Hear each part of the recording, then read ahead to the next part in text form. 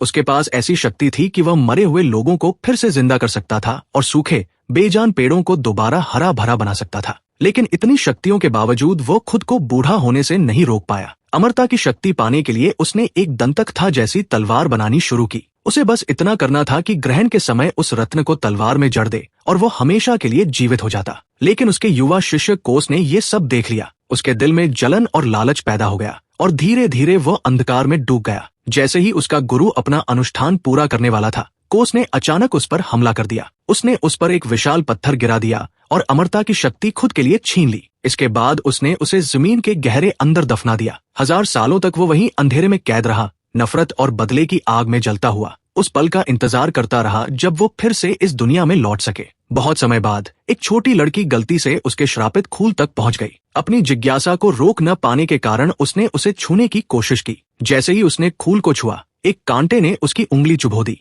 उसकी बड़ी बहन जो उसे ढूंढते हुए वहां पहुंची थी, वह भी उस खूल के जादू से बच नहीं पाई और उसकी उंगली भी जबरदस्ती चुभ गई। जैसे ही ये हुआ, छोटी बहन अचानक कोमा में चली गई। उसकी आंखें सफेद हो गई और काली नसें उसके पूरे शरीर में फैलने लगी। कुछ ही समय में वही असर बड़ी बहन पर भी दिखने लगा। डर के मारे वे दोनों गांव की सबसे प्रसिद्ध चुड़ैल के पास पहुंची। चुड़ैल ने लड़की के शरीर पर फैली काली नसों को देखा और तुरंत उसके बालों की एक लट काटकर भविष्य देखने की कोशिश की। अचानक घना धुआं उठने लगा और काली ऊर्जा चारों तरफ घूमने लगी। उस रात दोनों बहनों के दिमाग में एक आवाज गूंजने लगी। वो वही था जो उन्हें वापस उस केबिन में बुला रहा था। इससे पहले कि वे कुछ समझ पाती, जमीन से बेलें निकल आईं और उन्हें कसकर जकड़ लिया। उसने उनसे एक सौदा किया। वो उन्हें अपार शक्ति देगा, लेकिन बदले में उन्हें उस जादुई तलवार को लाना होगा ताकि वो खुद को आजाद कर सके और फिर से इस दुनिया में लौट सके। फिल्म की शुरुआत में योद्धाओं का एक समूह जंगल में किसी को घूमता हुआ दिखाई देता है। उसी समय इवान का परिचय होता है, जो बाकी लोगों से अलग लगता है,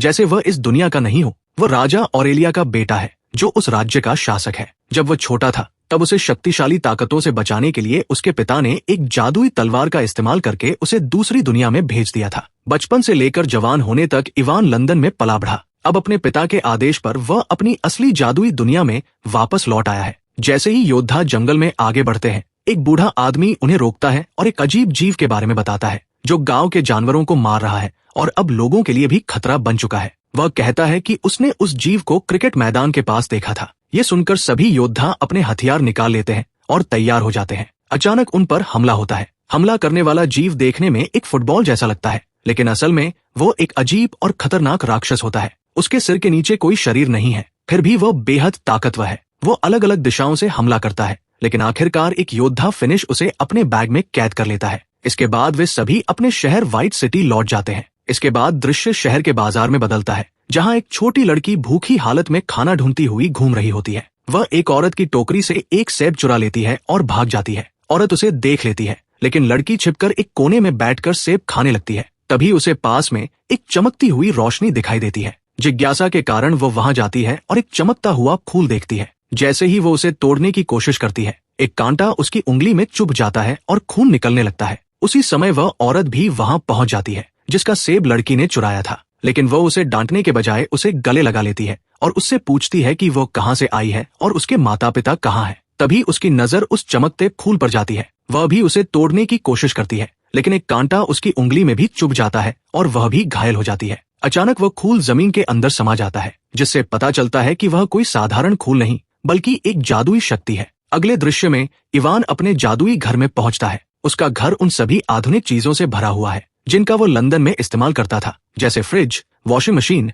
ओवन और टीवी। इन सबको चलाने के लिए उसने बाहर एक जनरेटर लगा रखा है। कुछ ही देर में फिल्म की हीरोइन एलिसिया वहां पहुंचती है। इवान और एलिसिया एक दूसरे से प्यार करते हैं और शादी करने की योजना बना चुके हैं। अचानक इवान के घर की सारी बिजली बंद हो जाती है। वो बाहर जाता है और देखता है कि एक गार्ड उसके जनरेटर को तोड़ रहा है, उसे किसी जीव समझकर। इवान गुस्से में गार्ड से बहस करता है और बताता है कि ये इस हफ्ते में दूसरा जनरेटर है जिसे उन्होंने नष्ट कर दिया है। दूसरी तरफ वो औरत छोटी लड़की को अपने घर ले जाती है, लेकिन लड़की अचानक बेहोश होकर गिर जाती है। उसकी हालत देखकर औरत डर जाती है। वह देखती है कि लड़की के शरीर पर अजीब निशान उभरने लगे हैं और कुछ ही समय में वही निशान उसके अपने शरीर पर भी आने लगते हैं। इसी बीच इवान अपने पिता के महल में जाता है, जहाँ वो जादुई तलवार रखी हुई है, वही तलवार जिससे उसे बचपन में दूसरी दुनिया में भेजा गया था। वह तलवार उठाकर उसे घुमाता है और एक पोर्टल खोलकर फिर से लंदन चला जाता है। वहां से वो बहुत सारा खाना और जरूरी सामान खरीदता है, जिसे वो अक्सर जादुई दुनिया में लाता रहता है।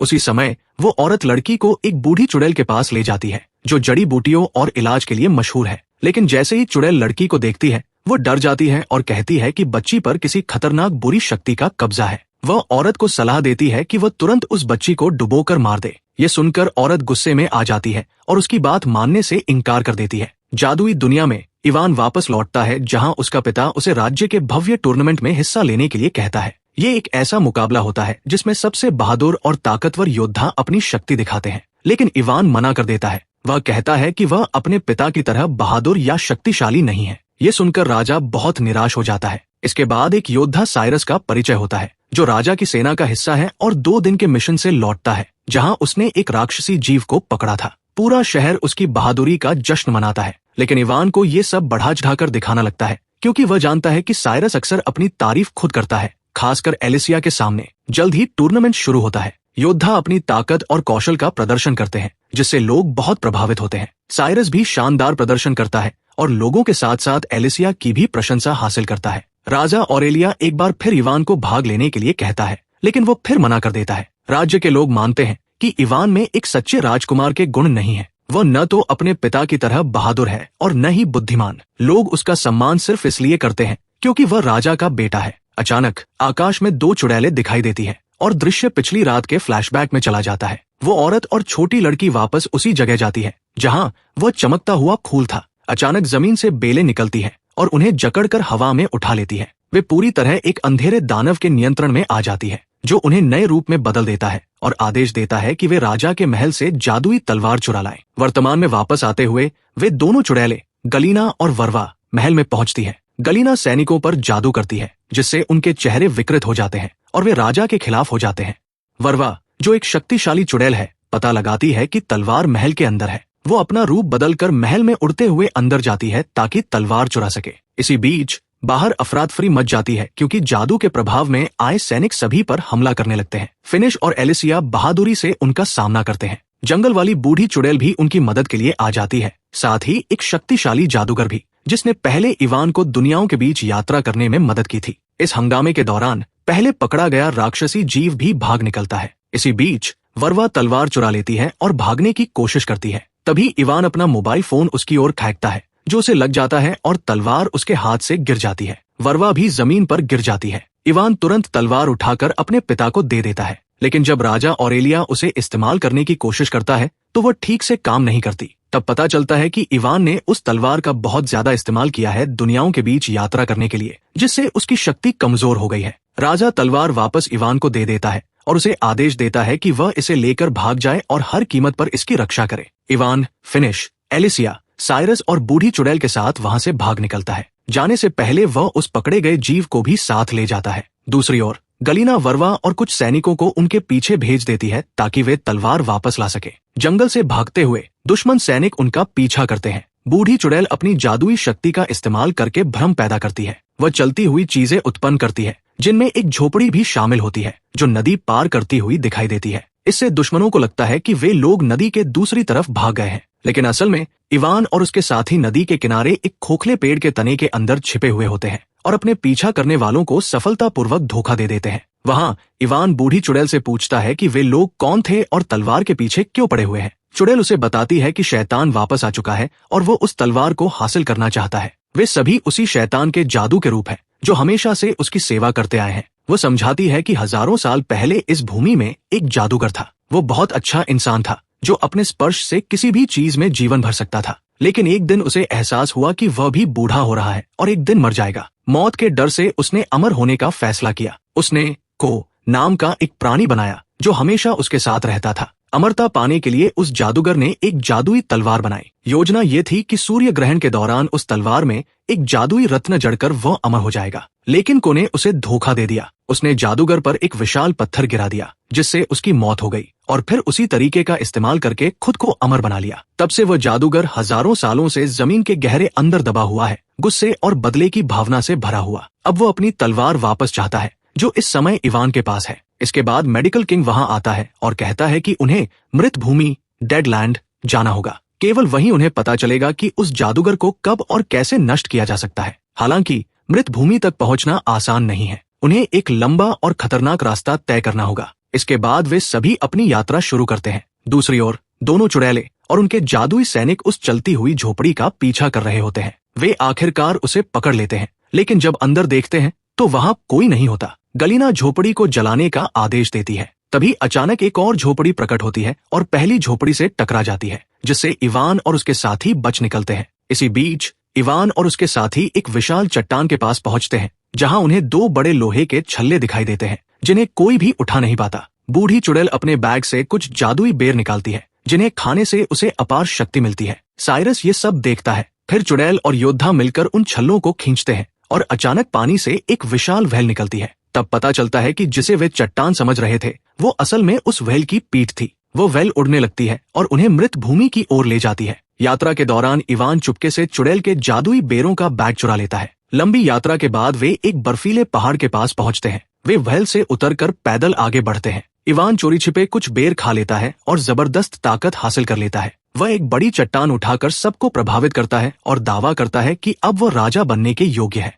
आगे बढ़ते हुए वे एक बोलने वाले पहाड़ तक पहुंचते हैं। वो पहाड़ उन्हें चेतावनी देता है कि वे वापस लौट जाएं, क्योंकि जो भी इस बिंदु के आगे गया है वो कभी जिंदा लौटकर नहीं आया। वह कहता है कि मृत भूमि यहीं से शुरू होती है और आगे बढ़ने के लिए उन्हें उसके 3 सवालों का जवाब देना होगा, जिनका जवाब आज तक कोई नहीं दे पाया। इवान चालाकी से उसे धोखा देता है और ये यकीन दिला देता है कि उसने तीनों सवालों के जवाब दे दिए हैं। प्रभावित होकर पहाड़ उसे एक चमकता हुआ पत्थर देता है और अंदर जाने की अनुमति दे देता है, ये कहते हुए कि उसे अपने सारे जवाब अंदर मिल जाएंगे। इवान उस चमकते पत्थर के साथ पहाड़ के अंदर प्रवेश करता है, जहाँ चारों ओर घना अंधेरा होता है। अचानक वह देखता है कि उसका पिता राजा ऑरेलिया एक चट्टान पर खड़ा है। इवान उससे पूछता है कि वह वहाँ क्या कर रहा है। राजा बताता है कि इवान के जाने के बाद उस जादूगर ने उसे मार दिया और अब वो मर चुका है। इवान कहता है कि उसके पास वह चमकता पत्थर है, जिससे वो किसी एक मरे हुए व्यक्ति को वापस जिंदा कर सकता है। लेकिन उसका पिता मना कर देता है और कहता है कि वह अपना जीवन जी चुका है, अब राज्य की जिम्मेदारी इवान की है। फिर वह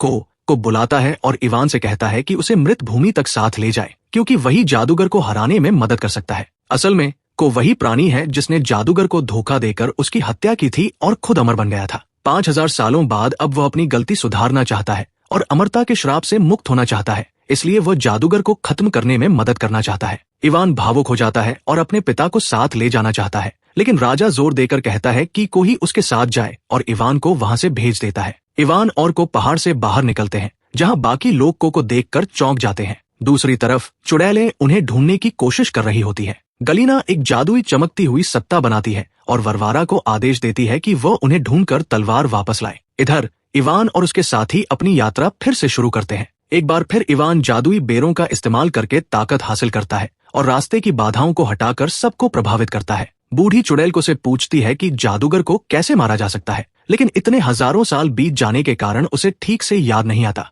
वह बार बार उसके सिर पर मारती है, तब जाकर उसे कुछ याद आता है। वो बताता है कि जिस पत्थर से उसने जादूगर को मारा था उसे टुकड़ों में तोड़ना होगा, तभी जादूगर नष्ट होगा, लेकिन वह पत्थर केवल जादुई तलवार से ही टूट सकता है। एलिसिया याद दिलाती है कि तलवार इवान के पास है। ये सुनकर इवान चिंतित हो जाता है और स्वीकार करता है कि तलवार की शक्ति कमजोर हो गई है, क्योंकि उसने उसे बार बार दुनियाओं के बीच पोर्टल बनाने के लिए इस्तेमाल किया था। ये सुनकर सभी नाराज हो जाते हैं। इवान तलवार लेकर जंगल में चला जाता है और अपने किए पर पछताने लगता है। सोचते सोचते वो अनजाने में तलवार को जमीन में घुसा देता है। धरती की ऊर्जा तलवार की शक्ति को फिर से बहाल कर देती है। इसे जांचने के लिए वह एक चट्टान को 2 हिस्सों में काट देता है और समझ जाता है कि तलवार फिर से काम कर रही है। इसके बाद वह बची हुई सारी जादुई बेर खा लेता है और तलवार को एक भारी चट्टान के नीचे रखकर आराम करने लगता है। उसी समय फिनिश पहरा दे रहा होता है, लेकिन अचानक उसे एक तीर लग जाता है। पता चलता है कि वरवारा ने उन्हें ढूंढ लिया है और अपनी सेना के साथ हमला कर दिया है। एलिसिया को और बाकी सभी जादुई सैनिकों से लड़ते हैं। इवान तलवार निकालने के लिए चट्टान हटाने की कोशिश करता है, लेकिन वह नहीं कर पाता क्योंकि बेर का असर खत्म हो चुका होता है और उसके पास अब कोई बेर नहीं बचा होता। बाकी लोग जादुई बेरों का बैग देख लेते हैं और समझ जाते हैं कि इवान की सारी ताकत उन्हीं बेरों की वजह से थी। बूढ़ी चुड़ैल गुस्से से भर जाती है। जादुई सेना के सामने कमजोर पड़कर उन्हें पीछे हटना पड़ता है। वरवारा उन्हें जानबूझकर भागने देती है क्योंकि उसका असली लक्ष्य तलवार है। उसके सैनिक चट्टान के नीचे से तलवार निकाल लेते हैं और वरवारा उसे अपने पास रख लेती है। लेकिन यहाँ एक मोड़ आता है। वरवारा खुद उस तलवार को रखना चाहती है और अमर बनना चाहती है, न कि उसे गलीना को देना। इसी बीच इवान और उसके साथी जंगल में छिपे होते हैं। फिनिश बुरी तरह घायल है और उसकी हालत खराब होती जा रही है। को सुझाव देता है कि उसे किसी शहर ले जाना चाहिए। इवान से नाराज होकर वे उसे वहीं छोड़ देते हैं। इवान उनका पीछा करता है, लेकिन एक भूस्खलन उसे उनसे अलग कर देता है और वे उसे छोड़कर चले जाते हैं। इवान और वह जीव वापस उसी जगह पहुंचते हैं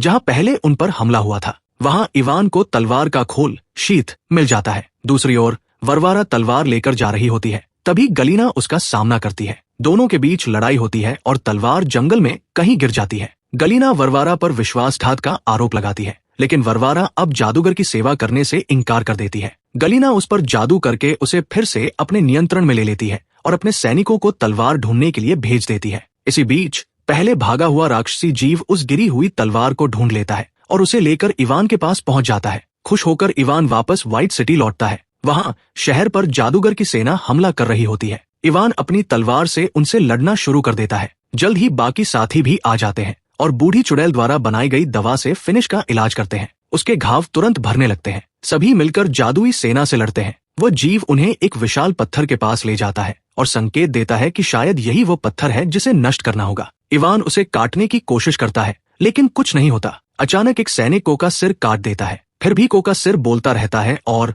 रेलस्टोन की ओर इशारा करता है। जैसे ही इवान उसकी ओर बढ़ता है, को अपना सिर वापस जोड़ने की कोशिश करता है, लेकिन तभी गलीना वहां आ जाती है और अपने जादू से उसे और उस जीव को दूर फेंक देती है। जैसे ही इवान पत्थर पर वार करने वाला होता है, को सब कुछ याद आ जाता है और वह चिल्लाता है कि उस पत्थर को नष्ट करने से जादूगर आजाद हो जाएगा। लेकिन तब तक बहुत देर हो चुकी होती है। इवान तलवार को पत्थर में घुसा देता है और जादूगर मुक्त हो जाता है। चारों ओर तेज रोशनी फैल जाती है। आजाद होते ही जादूगर गुस्से में इवान पर हमला करता है। जैसे ही वो उसे मारने वाला होता है, को बीच में आ जाता है और उससे विनती करता है कि वह उसे सजा दे, ये स्वीकार करते हुए कि उसने विश्वासघात किया था और अमरता एक श्राप है, वरदान नहीं। जादूगर उसकी बात अनसुनी कर देता है और उसे फिर से जमीन के अंदर कैद कर देता है। बाकी सभी उस पर हमला करते हैं, लेकिन वह उन्हें आसानी से हरा देता है और अपने जादू से सभी को जिंदा दफनाने लगता है। इवान लड़ने की कोशिश करता है, लेकिन असफल हो जाता है। उसी समय उसे अपने पिता का दर्शन होता है, जो उसे बताते हैं कि उनकी शक्ति धरती से आती है, वे उसी से जन्मे हैं। इवान फिर से हिम्मत जुटाता है और जमीन से शक्ति खींचता है। वो खुद को आजाद करता है, जादूगर की बेलों को काटता है और कहता है कि अगर धरती उसे शक्ति देती है तो जादूगर को भी देती होगी। इस बात को समझकर वह जादूगर को जमीन से बाहर खींच लेता है, जिससे वो कमजोर हो जाता है। फिर वह अपनी तलवार से एक पोर्टल खोलता है और जादूगर को खींचकर इंसानों की दुनिया मॉस्को में ले जाता है। वहां जादूगर जमीन से शक्ति लेने की कोशिश करता है, लेकिन इवान उसे बताता है कि ये उसकी दुनिया नहीं है। मॉस्को में जमीन इमारतों और गहरे बेसमेंट से ढकी हुई है, जिससे उसके लिए धरती की ऊर्जा पाना मुश्किल हो जाता है। जादूगर जमीन को तोड़ने की कोशिश करता है, लेकिन कमजोर होता जाता है और अंत में मर जाता है। मरने से पहले वह चेतावनी देता है कि वह एक दिन वापस आएगा और दोनों दुनियाओं को नष्ट कर देगा। इसके बाद वो राख में बदल जाता है। उसकी मौत के साथ ही दूसरी दुनिया में उसका जादू कमजोर पड़ जाता है और जो लोग जमीन के नीचे दबे थे वे सुरक्षित बाहर आ जाते हैं। इवान पोर्टल के जरिए वापस लौट आता है। महान जादूगर उन सैनिकों को भी ठीक कर देता है जो दुश्मन के नियंत्रण में थे। गलीना उन्हें चेतावनी देती है कि इसे जीत न समझे और वहां से भाग जाती है। अंतिम दृश्य में शहर के लोग इवान को अपना राजा स्वीकार कर लेते हैं और सभी खुशी खुशी रहने लगते हैं। इसी के साथ फिल्म समाप्त हो जाती है।